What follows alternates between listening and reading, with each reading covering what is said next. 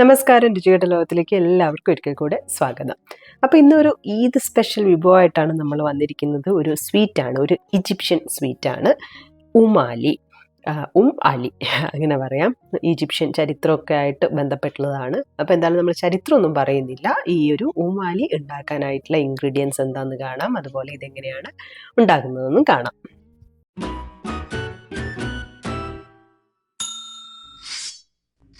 ഉമാലി ഉണ്ടാക്കാൻ വേണ്ടിയിട്ട് നമ്മൾ ഇവിടെ എടുത്ത് വെച്ചിരിക്കുന്ന ഇൻഗ്രീഡിയൻസ് നോക്കാം. ഞാൻ 4 മിൽക്ക് ബ്രെഡ് എടുത്തിട്ടുണ്ട്. അപ്പോൾ ഇതിന് ട്രഡീഷണൽ രീതിയിൽ ഉണ്ടാക്കുകയാണെങ്കിൽ ക്രൊസാൻഡാണ് ഉപയോഗിക്കുക, അല്ലെങ്കിൽ പഫ് പേസ്ട്രി ഉണ്ടല്ലോ, പഫ് പേസ്ട്രി നമുക്ക് ഉപയോഗിക്കാം.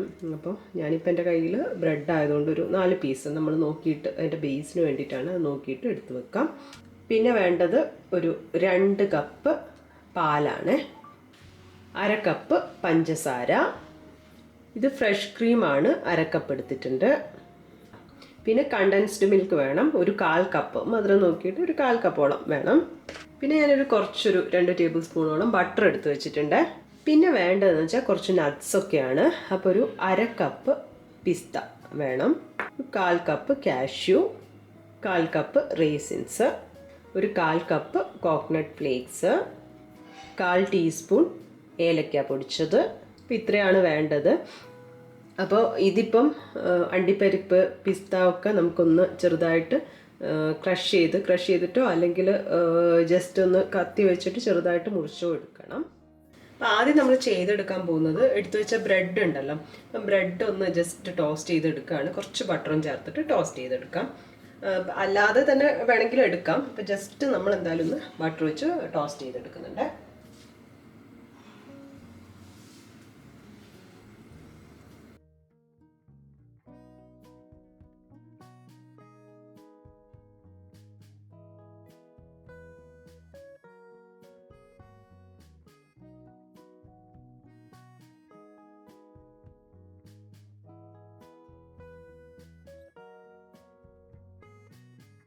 ബ്രെഡ് ടോസ്റ്റ് ചെയ്തെടുത്തിട്ടുണ്ട്, നമുക്കിത് മാറ്റാം. നമ്മൾ പാല് പാത്രത്തിലോട്ട് ഒഴിച്ചു കൊടുക്കുകയാണ്.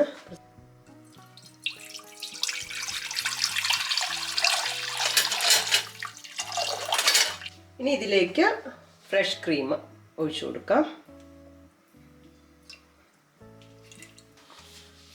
പഞ്ചസാര,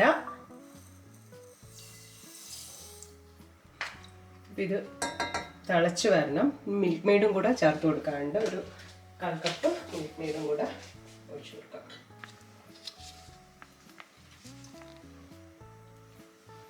ഇനി ഇത് ഇളക്കി കൊടുക്കുക. ഇത് തിളച്ച് ചൂടായിട്ട് വരണം.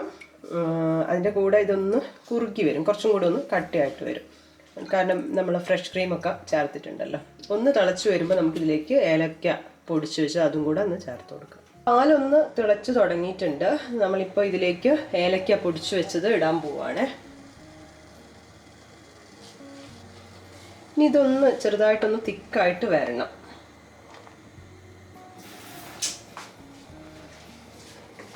അപ്പോൾ ഇതാ പാലൊക്കെ ചൂടായി ഒന്ന് തിളച്ച് വന്നിട്ടുണ്ട്. ഒന്ന് നേരത്തേതിനെക്കാട്ടും കുറച്ചൊന്ന് കുറുകിയിട്ടുണ്ട്, അതായത് ഒരുപാട് ഇങ്ങനെ കുറുകലല്ല, ഒന്ന് കുറുകി വന്നിട്ടുണ്ട്. നമുക്ക് സ്റ്റൗ ഓഫ് ചെയ്യാം. നമ്മൾ ടോസ്റ്റ് ചെയ്ത ബ്രെഡ് ഒന്ന് കട്ട് ചെയ്യാൻ പോവാണ്. കൈവച്ച് കട്ട് ചെയ്താൽ മതി. ഞാനിപ്പോൾ എന്തായാലും ഒന്ന് നൈഫ് വെച്ചിട്ട് കട്ട് ചെയ്യാൻ പോവാണ്. ഇതാണ് ബേസ്.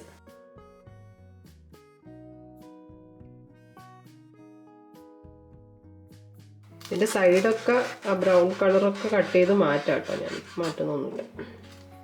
ഇതുപോലെ എല്ലാം ചെയ്തെടുക്കാം.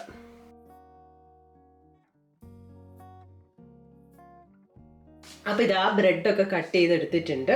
അപ്പോൾ ഇനി നമ്മളിത് ബേക്ക് ചെയ്തിട്ടാണല്ലോ എടുക്കുക. അപ്പോൾ അതിന് വേണ്ടി ഞാനൊരു ബേക്കിംഗ് ട്രേ എടുത്ത് വെച്ചിട്ടുണ്ട്, അതിലേക്ക് ബ്രെഡ് ഇട്ട് കൊടുക്കാൻ പോവാണ്. ഞാൻ ഈ ഒരു ബേക്കിംഗ് ട്രേ ആണ് എടുക്കുന്നത്. ഇപ്പോൾ കുറച്ചൊരു ബട്ടർ നമുക്ക് ഇങ്ങനെ ബേക്കിംഗ് ട്രേയിലൊന്ന് ആക്കി കൊടുക്കാം. ബ്രെഡ് ടോസ്റ്റ് ചെയ്ത് കട്ട് ചെയ്ത് വെച്ച ബ്രെഡ് ഇതിലേക്ക് വെച്ച് കൊടുക്കാം.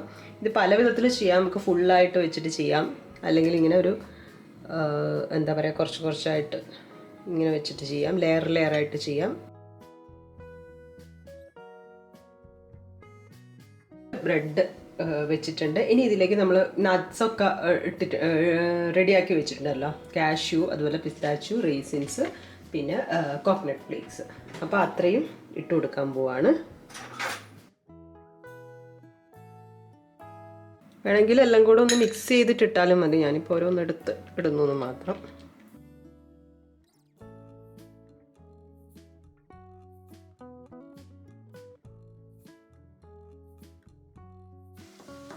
അപ്പോൾ ഇതിട്ടുണ്ട്. ഇനി നമ്മൾ ഇതിലേക്ക് പാല് റെഡിയാക്കി വെച്ചിട്ടുണ്ടല്ലോ, അപ്പോൾ പാല് ഒഴിക്കാൻ പോവാണ്.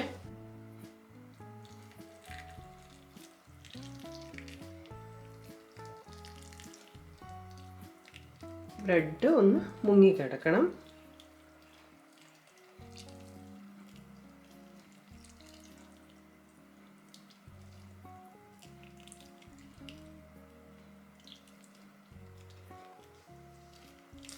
ഇനിയിപ്പോൾ ഇതുപോലെ മൊത്തമായിട്ട് ഒഴിച്ചിട്ട് നമുക്ക് ചെയ്യാൻ പറ്റും. ഞാനിപ്പോൾ എന്ത് ചെയ്യുന്നത് വെച്ചാൽ ഒന്ന് സോക്ക് ആവട്ടെ. അപ്പോൾ ഇതിൻ്റെ മുകളിൽ നമുക്ക് ഇനിയും ബ്രെഡിൻ്റെ പീസസ് ഉണ്ട്, അപ്പോൾ അതും കൂടെ ഒന്ന് ഇട്ട് കൊടുക്കാം.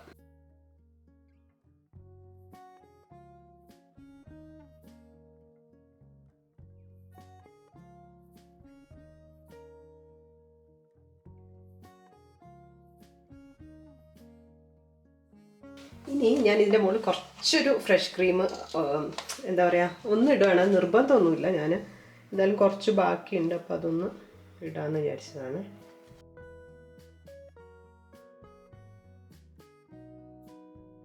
അപ്പോൾ അത് കഴിഞ്ഞു. ഇനി നമ്മൾ ബാക്കിയുള്ള നട്ട്സൊക്കെ ഇതിൻ്റെ മേലെ ഇട്ട് കൊടുക്കുകയാണ്.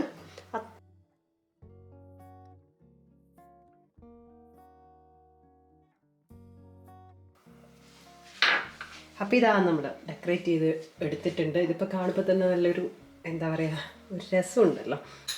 ഇനി നമ്മളിത് ബേക്ക് ചെയ്തെടുക്കാൻ പോവാണ്. 180 ഡിഗ്രിയിൽ ഓവനിൽ വെച്ചിട്ട് ഒരു 15 to 20 മിനിറ്റ്സ് ഇടയ്ക്കൊന്ന് നോക്കുക. ഇനിയിപ്പോൾ ഇത് വേണമെന്നുണ്ടെങ്കിൽ നമ്മളല്ലാതെ കേക്കൊക്കെ ഉണ്ടാക്കുമല്ലോ കുക്കറിൽ വെച്ചിട്ട്, അങ്ങനെ ബേക്ക് ചെയ്തെടുക്കാം. അതാണെങ്കിൽ ഒന്ന് ചൂടാക്കിയതിന് ശേഷം ഈ ഇതെടുത്ത് കുക്കറിൽ ഇട്ടിട്ട് അങ്ങനെ ചെയ്താൽ മതി. ഒരു 15 മിനിറ്റ്സ് നോക്കുക, അങ്ങനെ ചെയ്താൽ മതി. ഇനി നമുക്കിത് എയർ ഫ്രയറിലും ചെയ്യാൻ പറ്റുന്നതാണ്. എയർ ഫ്രയറിലേക്ക് വെച്ചിട്ട് ഒരു 15 മിനിറ്റ്സ് അങ്ങനെ ചെയ്യാം. അപ്പോൾ ഇതെന്തായാലും നമുക്കൊന്ന് ബേക്ക് ചെയ്തിട്ട് നമ്മൾ ഓവനൊക്കെ സെറ്റ് ആക്കിയിട്ടുണ്ട്. 180 ഡിഗ്രിയിലാണ് 20 മിനിറ്റ്സ് ബേക്ക് ചെയ്യണം. നമുക്ക് ഓവനിലോട്ട് വെച്ച് കൊടുക്കാം. അപ്പോൾ ഇതാ ഉമാലി റെഡിയായി കഴിഞ്ഞിട്ടുണ്ട്. നല്ല എന്താ പറയുക, ഇതിന് ഉണ്ടാക്കാൻ പറ്റിയ അടിപൊളി സ്വീറ്റാണ്. ഒരുപാട് ടൈമൊന്നും നമുക്ക് വേണ്ട. നമ്മൾ ആ പ്രിപ്പറേഷന് വേണ്ടിയിട്ട് ഒരുപാട് ടൈമൊന്നും വേണ്ട. ജസ്റ്റ് ബേക്ക് ചെയ്തെടുത്താൽ മതി. ചൂടോടെ കഴിക്കുന്നതാണ് കേട്ടോ ടേസ്റ്റ്. അപ്പം നമുക്ക് ബ്രെഡ് എന്തായാലും ഉണ്ടാവുമല്ലോ. അപ്പം നമ്മളൊരു ബ്രെഡ് പുഡിങ്ങിൻ്റെ വേറൊരു വേരിയേഷൻ എന്ന് പറയാം. അപ്പം എല്ലാവരും എന്തായാലും ട്രൈ ചെയ്ത് നോക്കുക. ട്രൈ ചെയ്ത് നോക്കി നിങ്ങളുടെ ഫീഡ്ബാക്കൊക്കെ അറിയിക്കുക. സബ്സ്ക്രൈബ് ചെയ്യാതെയാണ് കണ്ടിരിക്കുന്നതെന്ന് വെച്ചാൽ ഒന്ന് സബ്സ്ക്രൈബ് ചെയ്യുക. കൂടെ കാണാം. പുതിയൊരു വീഡിയോ കാണാം. അതുവരെ ബൈ.